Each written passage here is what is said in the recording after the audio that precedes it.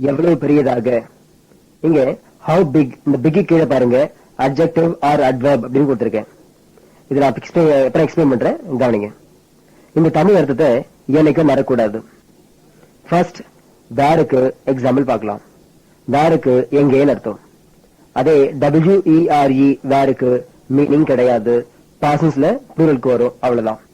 புக்க பாருங்க. Where are you going, நீ எங்கே போய் கொண்டிருக்கிறாய். வேர் இஸ் த ஹெல், நரகம் எங்கே இருக்கிறது. Where do you sleep daily, நீ தினமும் எங்கே தூங்குகிறாய். Where will the government build the lighthouse, அரசாங்கம் கலங்கரை விளக்கத்தை எங்கே கட்டும். Where did you buy this dictionary, இந்த டிக்ஷனரியை நீ எங்கே வாங்கினாய். இது போல எத்தனையோ கேள்விகளை அமைக்கலாம். இந்த கேள்விகளை நடைமுறையில பேசும்போது சில பேர் where you are going, where you sleep daily, where the government will build light house, where you put this dictionary இப்படி பேசுறாங்க. ஆக்சுவலா இதெல்லாம் தப்பு. நான் புக்ல கொடுத்திருக்கிறதா சரியான கேள்வி. நீங்க சரியான கேள்வியை தெரிஞ்சுக்கிட்டு இது போல பேசலாம், தப்பு இல்ல. அப்புறம் இதே வேருக்கு இன்னொரு மீனிங் உண்டு. அத அடுத்த பாடத்தை சொல்லித்தரேன், worry பண்ணாதீங்க. அடுத்த கொஸ்டினை பாருங்க. வென்னா எப்பொழுது அப்படின்ற meaning. when is your birthday, உங்களுடைய பிறந்த நாள் எப்பொழுது. when was Gandhiji killed, Gandhiji எப்பொழுது கொல்லப்பட்டார். இது passive voice. when did you join the course, இந்த கோர்ஸில் எப்பொழுது நீ சேர்ந்தாய். when will you marry, நீ எப்பொழுது திருமணம் செய்து கொள்வாய். when does லீலா study, லீலா எப்பொழுது படிக்கிறாள். இது போல எத்தனை கேள்வி வேணாலும் கேட்கலாம். இந்த அட்வர்ப் கொஸ்டின்ஸ் எல்லாம் சிங்குலருக்கும் யூஸ் பண்ணலாம், ப்ளூரலுக்கும் யூஸ் பண்ணலாம். Present tense, past tense, future tense எல்லாத்துக்கும் யூஸ் பண்ணலாம். இப்போ மேல சொன்ன கொஸ்டின்ஸ் எல்லாத்தையும் ஸ்போக்கன் இங்கிலீஷ்ல எப்படி யூஸ் பண்றாங்கன்னா, when Gandhiji was killed, when you join the course, when you will marry, when Leela studies, இது போல பேசுறாங்க. இதெல்லாம் தப்பு. பட் நிறைய பேர் ஸ்போக்கன் இங்கிலீஷ்ல இப்படிதான் யூஸ் பண்றாங்க. நீங்களும் யூஸ் பண்ணுங்க, ஆனா சரி எதுன்னு தெரிஞ்சுக்கிட்டு இப்படி பேசினா போதும். இதே தம்ன்ற வார்த்தைக்கு பொழுதுன்ற மீனிங் உண்டு. இத பத்தி நான் அடுத்த வாரத்தில் எடுத்துறேன். சரி, இப்போ அடுத்த கொஸ்டினை பாருங்க. வை என்ன அர்த்தம். வை ஆர் யூ லேட், நீ ஏன் தாமதம். Why are you learning English, நீ ஏன் இங்கிலீஷ் கற்றுக்கொள்கிறாய். வை ஆர் எல்டிடிஇஸ் ஃபைட்டிங், விடுதலை புலிகள் ஏன் சண்டையிட்டுக் கொண்டிருக்கிறார்கள். Why did Rajini not contest in the elections, ஏன் ரஜினி தேர்தலில் போட்டியிடவில்லை. வை ஆர் யூ லாஃபிங் அட் மீ, நீ ஏன் என்னை பார்த்து சிரித்துக் கொண்டிருக்கிறாய்.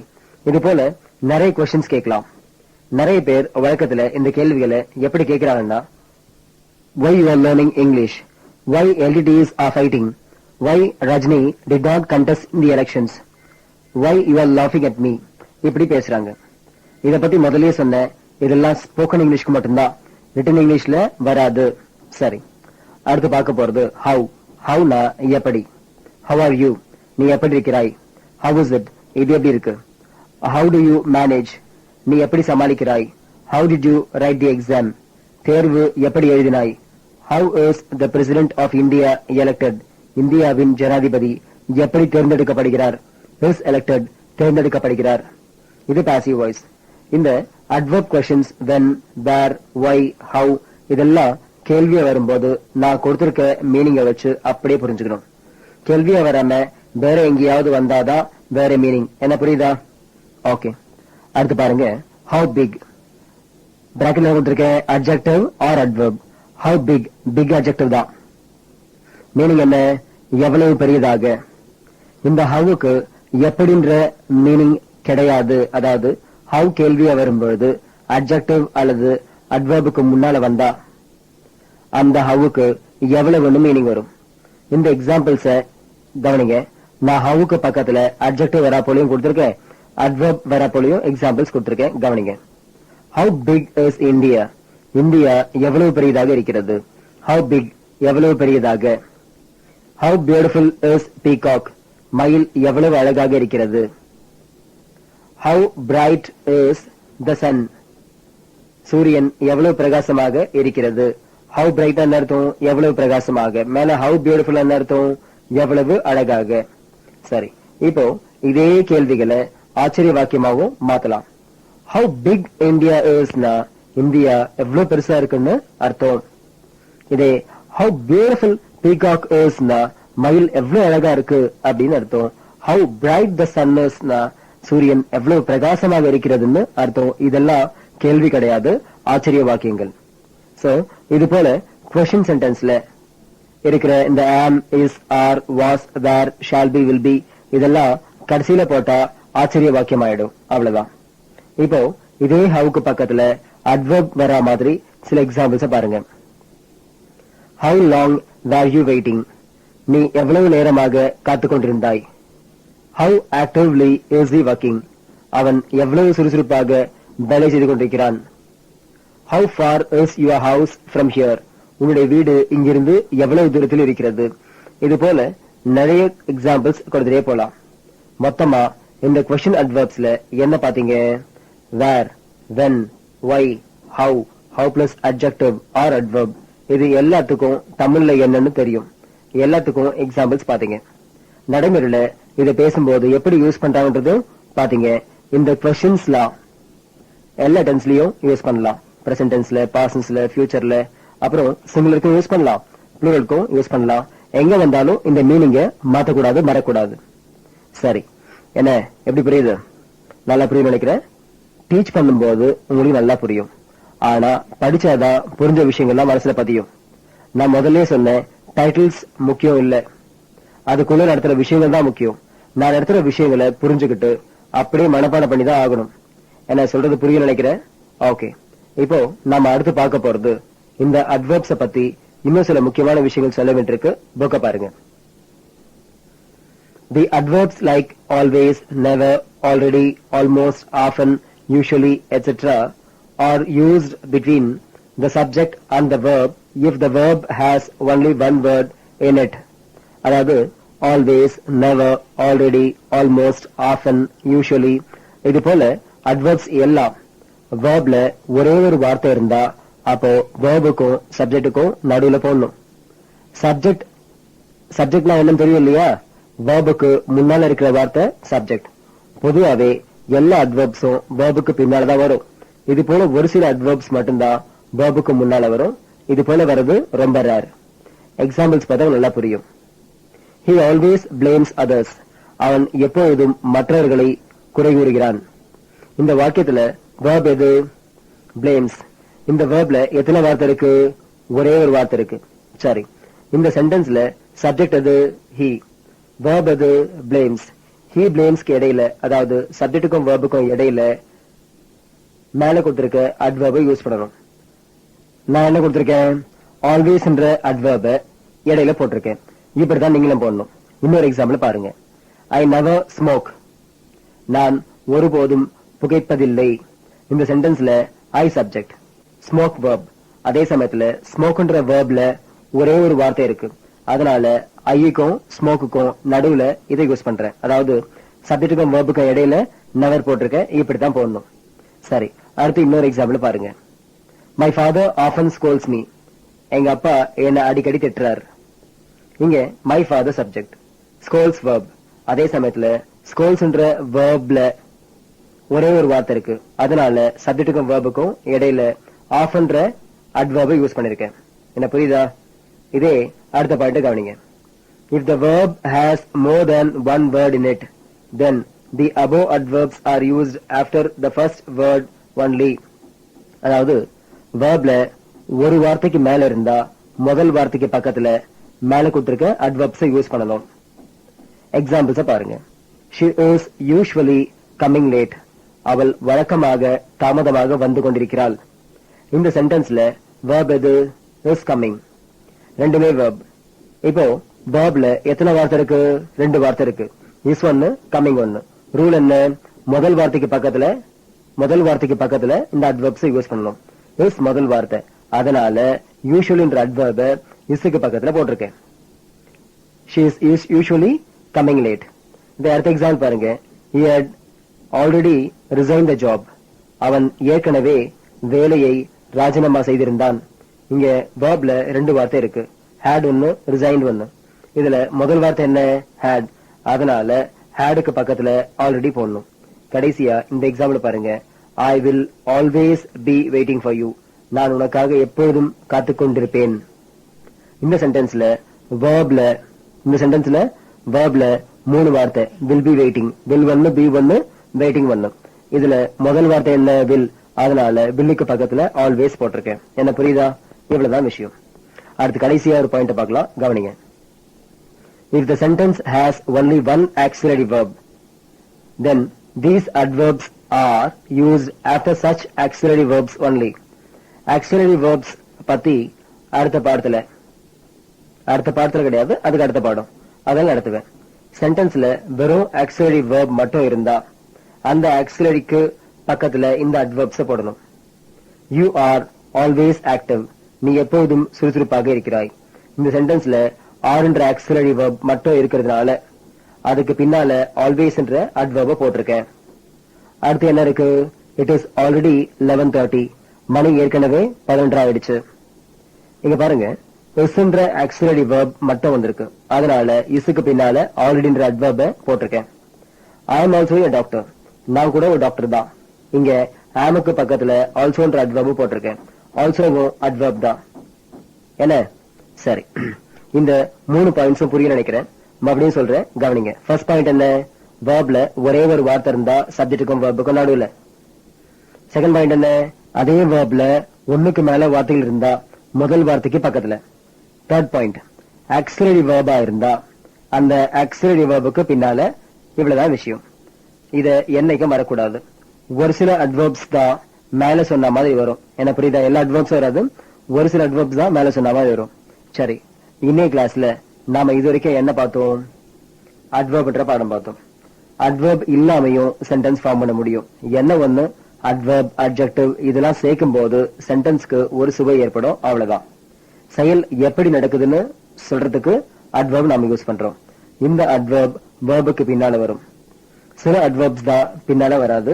அப்புறம் where, when, why, how plus adjective or adverb இந்த questions யூஸ் பண்ணி எப்படி சென்டென்ஸ் ஃபார்ம் பண்றதுன்னு பாத்தீங்க.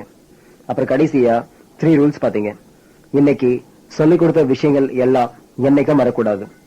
நான் எக்ஸசைஸ்ல என்ன செய்ய சொல்லிருக்கணும் செஞ்சு பாருங்க. ஓகே, சோ இதோட இந்த கிளாஸை முடிக்கிறேன்.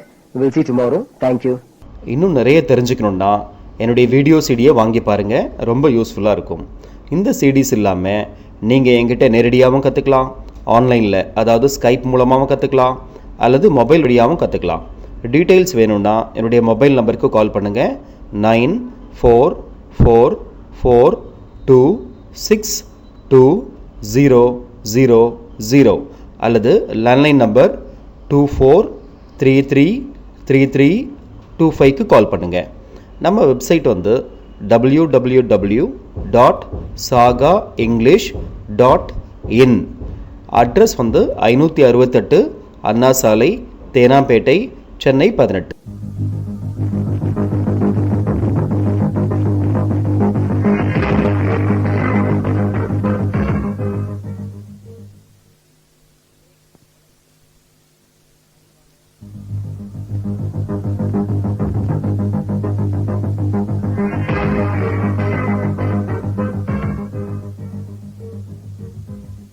சாகா வழங்கும் ஸ்போக்கன் இங்கிலீஷ் கோர்ஸ்.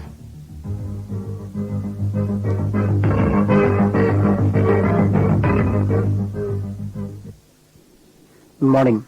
இன்னைக்கு கிளாஸ்ல நம்ம பார்க்க போறது புது பாடம். பாடம் பேர் கன்ஜங்ஷன். நேத்து அட்வர்ப் என்ற முக்கியமான பாடம் பார்த்தோம். சரி, இன்னைக்கு கன்ஜங்ஷன் பார்க்கலாம். கன்ஜங்ஷன் தான் தமிழ்ல இடைச்சொல்னு சொல்லலாம். புக்ல என்ன கொடுத்திருக்கேன் பாருங்க. The word that joins two words or two sentences together is called conjunction. அதாவது எந்த வார்த்தை இரண்டு வார்த்தைகளையோ அல்லது இரண்டு வாக்கியங்களையோ ஒன்றாக இணைக்கிறதோ அது இடைச்சொல் எனப்படும். டிக்ஷனரியில கன்ஜங்ஷனுக்கு CONJ போட்டிருக்கோம். எல்லா கன்ஜங்ஷனுக்கும் இந்த பாடத்துல எக்ஸாம்பிள்ஸ் கொடுத்திருக்கேன். இந்த கன்ஜங்ஷனை யூஸ் பண்ணி தான் பெரிய பெரிய சென்டென்ஸ்லாம் ஃபார்ம் பண்ண முடியும். அப்படிப்பட்ட ஒரு முக்கியமான பாடம் இது. இந்த கன்ஜங்ஷனை எங்க யூஸ் பண்றதுன்னா, ஒன்னு சென்டென்ஸ் ஆரம்பத்துல யூஸ் பண்ணலாம் அல்லது சென்டென்ஸ் நடுவுல யூஸ் பண்ணலாம். ஆனா சென்டென்ஸ் முடிவுல மட்டும் வராது. இப்போ எக்ஸாம்பிள்ஸ் ஒவ்வொன்னா பாருங்க. although, இருப்பினும். although he is rich, he is stingy. அவன் பணக்காரனாக இருப்பினும் கஞ்சனாக இருக்கிறான். Although he paid income tax, his house was raided. அவன் வருமான வரி செலுத்தி இருப்பினும் அவனுடைய வீடு சோதனையிடப்பட்டது. Although I am Indian, I buy only foreign goods. நான் இந்தியனாக இருப்பினும் அந்நிய பொருட்களையே வாங்குகிறேன். அடுத்து and மற்றும் you and I are friends. நீயும் நானும் நண்பர்கள். I know Hindi and English. எனக்கு ஹிந்தியும் இங்கிலீஷும் தெரியும். I am a doctor and my son is a businessman. நான் ஒரு மருத்துவர், என்னுடைய மகன் businessman. அடுத்த கண்டிஷன் பாருங்க. as na ஆகையால். as I studied in Tamil medium, I don't know English. நான் தமிழ் மீடியம் படித்ததால் எனக்கு ஆங்கிலம் தெரியவில்லை. as na all அதாவது படித்ததால் அப்படின்னு வரும். இந்த as நடுவுலயும் போடலாம். I did not eat as I was busy. நான் பிஸியாக இருந்ததால் சாப்பிடவில்லை. As today is Sunday, the bank is closed. இன்று ஞாயிற்றுக்கிழமையாக இருப்பதால் பேங்க் மூடி இருக்கிறது. அடுத்து both பாருங்க. bothனா ரெண்டும் அப்படின்னு அர்த்தம். ப்ரொனவுன் பாடத்துல bothக்கு இருவரென்ற மீனிங் பாத்தீங்க. இங்க bothக்கு இரண்டும்னு அர்த்தம். I had both studying and working. எனக்கு ரெண்டும் படிக்கிறதும் வெறுப்பா இருக்கு, வேலை செய்யறதும் வெறுப்பா இருக்கு. Vimala knows both judo and karate. விமலாவுக்கு ரெண்டும் ஜூடோவும் தெரியும், கராத்தேவும் தெரியும். My sister saw both Basha and Annamalai. and என்னுடைய சிஸ்டர் பாஷா அண்ணாமலை ரெண்டுத்தையும் பார்த்துட்டா. அடுத்து because நா ஏனென்றால். I did not go yesterday because my grandfather expired. நான் நேற்று போகவில்லை ஏனென்றால் என்னுடைய தாத்தா இறந்து விட்டார். I cannot say anything because it is not my duty. நான் எதுவும் சொல்ல முடியாது ஏனென்றால் இது என்னுடைய கடமை அல்ல. அண்ணாதுரை ஒரு முறை அமெரிக்கா போயிருந்த போது பிகாஸ் 3 முறை ஒரே வாக்கியத்துல யூஸ் பண்ண முடியுமான்னு கேட்டாங்களாம். அதுக்கு அவர் சொன்ன பதில் தான் because does not come at the end of sentence because is a conjunction. அதாவது ஏனென்றால் என்ற வார்த்தை வாக்கியத்தின் இறுதியில் வராது. ஏனென்றால் ஒரு இடைச்சொல். சரி, அடுத்து இந்த கண்டிஷன் பாருங்க. பட்னா ஆனால் அப்படின்னு அர்த்தம். ஏற்கனவே பட்டுக்கு தவிரன்ற ஒரு மீனிங் பார்த்திருக்கீங்க எங்க ப்ரிபோஷன்ல. ஆனா இந்த இடத்துல பட்டுக்கு ஆனால் அர்த்தம். சரி, எக்ஸாம்பிள் பாருங்க. I can speak Telugu but I cannot write. நான் தெலுங்கு பேச முடியும் ஆனால் எழுத முடியாது. I have seen him but he has not seen me. நான் அவனை பார்த்திருக்கிறேன் ஆனால் அவன் என்னை பார்த்திருக்கவில்லை. He asked me to wait but I did not wait. அவன் என்னை காத்திருக்க சொன்னான் ஆனால் நான் காத்திருக்கவில்லை. அடுத்து இந்த கண்டிஷன் பாருங்க. if நா ஆகில் அப்படின்னு அர்த்தம். If you want BE seat, give 1 lakh. உனக்கு BE seat வேண்டுமென்றால் 1 லட்சம் கொடு. if நா வேண்டுமானால், அது if நா ஆல் அர்த்தம். இந்த சென்டென்ஸ்ல என்ன சொன்னா வேண்டுமானால் அப்படின்னு வந்திருக்கு. catch me if you can. உன்னால் முடிந்தால் என்னை பிடித்துக்கொள். if you say today, you will be happy tomorrow. நீ இன்று சேமித்தால் நாளை மகிழ்ச்சியாக இருப்பாய். அடுத்து ஆர்னா அல்லதுன்னு அர்த்தம். one day or other I will achieve. ஒரு நாள் அல்லது ஒரு நாள் நான் சாதிப்பேன். do or die. செய் அல்லது செத்துமடி. live or let live. வாடு அல்லது வாழ விடு. சோ ஆருக்கு அல்லதுன்ற மீனிங் வரும். அடுத்து otherwise இல்லையேல். study well otherwise you will not pass. நன்றாக படி, இல்லை என்றால் தேர்ச்சி பெற மாட்டாய். otherwiseனா இல்லை என்றால் அர்த்தம். pay the fees before June otherwise you cannot get the hall ticket. June மாதத்திற்கு முன்னால் ஃபீஸ் கட்டிவிடு, இல்லை என்றால் நீ ஹால் டிக்கெட் வாங்க முடியாது. Take an umbrella with you otherwise you will be wet. ஒரு குடையை உன்னுடன் எடுத்துப்போ, இல்லை என்றால் நீ நனைந்து விடுவாய். நெக்ஸ்ட் பாருங்க. provided அப்படின்னா ஆல் அப்படின்னு அர்த்தம். You can expect good results provided you work hard. நீ கஷ்டப்பட்டு உழைத்தால் மட்டுமே நல்ல பலனை எதிர்பார்க்க முடியும். providedனா ஆல் அல்லது மட்டுமே அப்படின்னு அர்த்தம். You can vote provided you are above 18.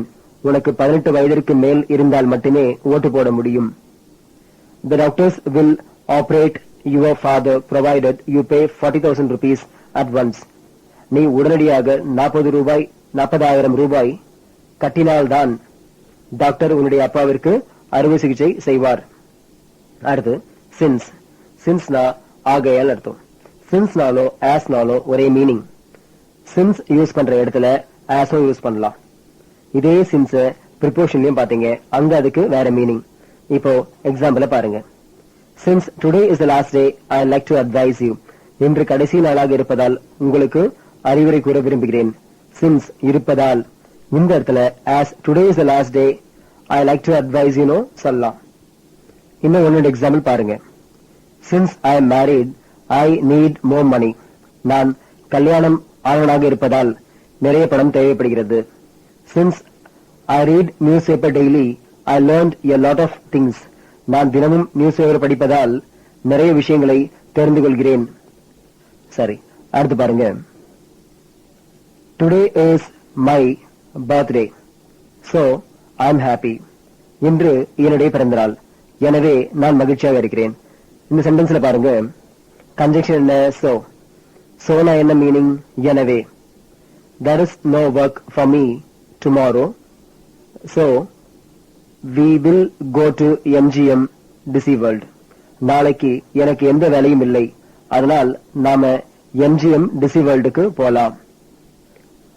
My car broke down on the way, so I walked for 5 miles.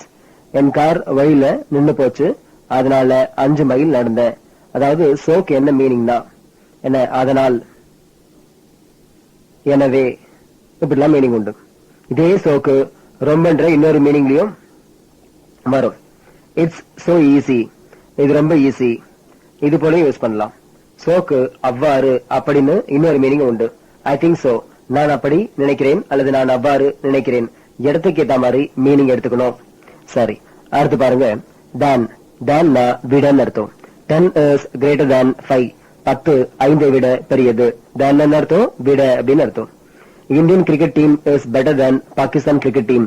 இந்திய கிரிக்கெட் அணி பாகிஸ்தான் கிரிக்கெட் அணியை விட பரவாயில்லை. You are cleverer than me. நீ என்னை விட புத்திசாலி. இந்த தான் ஏற்கனவே டிகிரிஸ் ஆஃப் கம்பாரிசன்ல கம்பேரிட்டிவ் அட்ஜெக்டிவ்க்கு பின்னால தான் வரும்னு சொல்லி கொடுத்தேன். ஞாபகம் இருக்குன்னு நினைக்கிறேன். அங்கேயே வரும், இங்கேயே வரும். சரி, அடுத்து தட். தட்னா என்ன மீனிங்? என்று அப்படின்னு அர்த்தம். I know that you are my friend. நீ என் நண்பன் என்று எனக்கு தெரியும். We know that India is a poor country. India ஒரு ஏழை நாடு என்று நமக்கு தெரியும். My mother told me that I am a good boy. நான் ஒரு நல்ல பையன் என்று எங்க அம்மா சொன்னாங்க. இதே தட்டுக்கு அதுன்னு ஒரு மீனிங் இருக்கு. இத ப்ரொனவுன்ல பாத்தீங்க. அந்த ஒரு மீனிங் இருக்குது. இத எங்க பாத்தீங்க? அட்ஜெக்டிவ்ல பாத்தீங்க. அதே தட்டுக்கு ரிலேட்டிவ் ப்ரொனவுன்ல வேற மீனிங் இல்லையா? சரி, எல்லாத்தையும் போட்டு கன்ஃபியூஸ் பண்ணிக்காதீங்க. இடத்துக்கு ஏத்த மாதிரி மீனிங் எடுத்துட்டா போதும், வேற எதுவும் வேணாம். சரி, அடுத்து பாருங்க. தோ. தோனா இருப்பினும். தோ he is poor, he is honest. அவன் ஏழையாக இருப்பினும் நேர்மையாக இருக்கிறான். தோ நாலும் ஆல்தோ நாலும் ஒரே மீனிங்.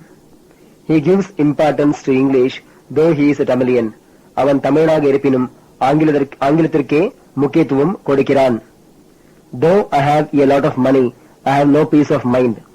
என்னிடம் நிறைய பணம் இருப்பினும் நிம்மதி இல்லை. பீஸ் ஆஃப் மைண்ட் அப்படின்னா நிம்மதின்னு அர்த்தம்.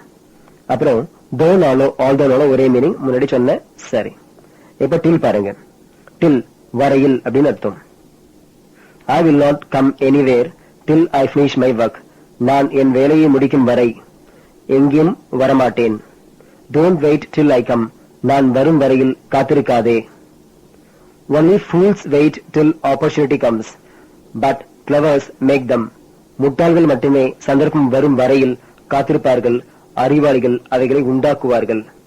அடுத்து unless பாருங்க. unlessனா ஒழியன்னு அர்த்தம். Unless you speak English, people will not respect you. நீ ஆங்கிலம் பேசினால் ஒழிய மக்கள் உன்னை மதிக்க மாட்டார்கள். இப்படியே சொல்லலாம். நீ ஆங்கிலம் பேசவில்லை என்றால் மக்கள் உன்னை மதிக்க மாட்டார்கள். I cannot work anymore unless I take some rest. நான் கொஞ்சம் ஓய்வு எடுத்தால் ஒழிய மேற்கொண்டு வேலை செய்ய முடியாது. அல்லது நான் கொஞ்சம் ரெஸ்ட் எடுக்கவில்லை என்றால் நான் மேற்கொண்டு வேலை செய்ய முடியாது அப்படின்னு அர்த்தம். சரி, இத பாருங்க. The world will not respect you unless you live well. நீ நன்றாக வாழ்ந்தால் ஒழிய உலகம் உன்னை மதிக்கும். சரி, அடுத்த கன்ஜெக்ஷன் பாருங்க. when. whenனா என்ன மீனிங்? பொழுது அப்படின்னு அர்த்தம். Don't disturb when I am sleeping. நான் தூங்கிக் கொண்டிருக்கும் பொழுது தொந்தரவு செய்யாதே. whenனா பொழுதுன்னு அர்த்தம். I lost my parents when I was young. நான் சிறு பிள்ளையாக இருந்த பொழுது என்னுடைய பெற்றோர்களை இழந்து விட்டேன். when you buy goods see ISA mark. நீங்கள் பொருட்களை வாங்கும் பொழுது ISA முத்திரையை பார்த்து வாங்குங்கள். பொதுவாவே இந்த கன்ஜங்ஷன்ஸ் முன்னாலேயும் போடலாம், சென்டென்ஸ் நடுவுலயும் போடலாம், தப்பு இல்ல. மேல when பாருங்க, ஒரு இடத்துல முன்னால போட்டிருக்கோம், இன்னொரு இடத்துல நடுவுல போட்டிருக்கோம், எவ்வளவுதான். என்ன புரியுதா? இதே when adverbன்ற பாடத்துல கேள்வியா வரும்பொழுது எப்பொழுதுன்ற மீனிங்ல பாத்தீங்க. நெக்ஸ்ட் பாருங்க, whenever. whenever அப்படின்னா பொழுதெல்லாம் அப்படின்னு அர்த்தம். whenever you buy medicine see the date of manufacturing. மருந்து வாங்கும் பொழுதெல்லாம் தயாரித்த தேதியை பார். whenever I come across a new word I refer the dictionary for the meaning. நான் புது வார்த்தையை பார்க்கும் பொழுதெல்லாம் டிக்ஷனரியில் மீனிங் பார்ப்பேன். You are sleeping whenever I see you. நான் பார்க்கும் பொழுதெல்லாம் நீ தூங்கிக் கொண்டிருக்கிறாய். அடுத்து where பாருங்க. where இந்த இடத்துல where அங்கே இங்கேன்னு மீனிங் எடுத்துக்கணும். அட்வர்ப் நடத்தும் போது whereக்கு எங்கேன்னு பாத்தீங்க, அங்க where கேள்வியா வருது. எக்ஸாம்பிள் பாருங்க, this is the hospital where I was born. இந்த ஹாஸ்பிடல் தான் நான் பிறந்தேன். whereக்கு என்ன மீனிங் வருது? இங்கதான் அர்த்தம். that is where MGR was buried. அங்கதான் எம்ஜிஆர் அடக்கம் செஞ்சாங்க. this is where you mistake me. இங்கதான் நீ என்ன தப்பா புரிஞ்சுக்கிற. இது போல நிறைய எக்ஸாம்பிள் சொல்லிட்டே போலாம். அடுத்து இந்த கண்டிஷன் கவனிங்க. whereas அப்படின்னா அப்படி இருக்கையில் அப்படின்னு அர்த்தம். I am a clerk whereas my son is a collector. நான் குமாஸ்தா, அப்படி இருக்கையில் என்னுடைய மகன் கலெக்டராக இருக்கிறான். it is 60 rupees here whereas 40 rupees in Paris. இங்க இது 60 ரூபாய், அப்படி இருக்கையில் பாரிஸ்ல 40 ரூபாய். Australia is near whereas America is far. Australia பக்கத்தில் இருக்கிறது, அப்படி இருக்கையில் அமெரிக்கா தொலைவில் இருக்கிறது. அடுத்து weather பாருங்க. weatherனா என்ன மீனிங்? இதுவா அல்லது அதுவா அப்படின்ற meaning. I don't know whether today is Sunday or Monday. இன்று ஞாயிற்றுக்கிழமையா அல்லது திங்கட்கிழமையா என்று எனக்கு தெரியவில்லை. Do you know whether he passed or failed? அவன் பாஸ் ஆனானா அல்லது ஃபெயில் ஆனானான்னு எனக்கு தெரியாது. We forgot whether we gave or not. நாங்க கொடுத்தோமா இல்லையான்னு மறந்துட்டோம். சரி, அடுத்த கண்டிஷன் பாருங்க. whileனா என்ன மீனிங்? பொழுது அப்படின்னு அர்த்தம். make hay while the sun shines. காற்றுள்ள போதே தூற்றிக்கொள். ஹேனா வைக்கோல் அப்படின்னு அர்த்தம். be careful while overtaking. Overtake செய்யும் பொழுது கவனமாக இரு. play while play, study while study. விளையாடும் போது விளையாடு, படிக்கும் போது படி. அடுத்து yetனா இன்னும் அப்படின்ற meaning. my grandfather is 90 yet he is healthy. என்னுடைய தாத்தாவிற்கு 90 வயதாகிறது, இன்னும் அவர் ஆரோக்கியமாக இருக்கிறார். yetனா இன்னும் அப்படின்னு அர்த்தம். he is earning more than 15,000 rupees per month yet he is not satisfied. அவன் மாதம் ஒன்றுக்கு 15,000 ரூபாய் சம்பாதிக்கிறான், ஆனால் இன்னும் திருப்தி அடையவில்லை. ஓகே, அடுத்து இதே கன்ஜங்ஷன் ஒரு வார்த்தைக்கு மேல இருக்கிற போல பார்க்கலாம். அதாவது இந்த கன்ஜங்ஷன்ல பார்த்தா இது வரைக்கும் நீங்க பார்த்தது ஒரு வார்த்தை இருக்க போல பாத்தீங்க, அதே ஒண்ணுக்கு மேல இருக்க போல பார்க்கலாம். கவனிங்க. either or. I go to office either by bus or by auto. நான் ஆபீஸுக்கு பஸ்லயோ அல்லது ஆட்டோவிலயோ போவேன். wait either here or there. இங்கேயோ அல்லது அங்கேயோ காத்திரு. அடுத்து இந்த கண்டிஷன் பாருங்க. neither nor. இதுவும் அல்ல அதுவும் அல்ல அப்படின்னு அர்த்தம். I am neither rich nor poor. நான் ஏழையும் இல்லை பணக்காரனும் இல்லை. it is neither computer nor calculator. இது கம்ப்யூட்டரும் இல்லை கால்குலேட்டரும் இல்லை. our boss is speaking neither Hindi nor English. என்னுடைய பாஸ் ஹிந்தியும் பேசல இங்கிலீஷும் பேசல. அடுத்து இந்த கண்டிஷன் பாருங்க. as well as, அதாவது மற்றும் அப்படின்னு அர்த்தம். Rajasekhar is an actor as well as director. Rajasekhar ஒரு நடிகர் மற்றும் இயக்குனர். as well as நாலும் and நாலும் ஒரே meaning. we are exporting as well as importing. நாம் ஏற்றுமதியும் செய்கிறோம் இறக்குமதியும் செய்கிறோம். this road links bus terminus as well as railway station. இந்த ரோட் பஸ் நிலையத்தையும் ரயில்வே நிலையத்தையும் இணைக்கிறது. அடுத்து as long as வரையில் அப்படின்னு அர்த்தம். I cannot stand as long as the procession ends. ஊர்வலம் முடியும் வரை என்னால் நிற்க முடியாது. All of us were waiting as long as she gave birth to the child. அவளுக்கு குழந்தை பிறக்கும் வரை நாங்கள் அனைவரும் காத்துக் கொண்டிருந்தோம்.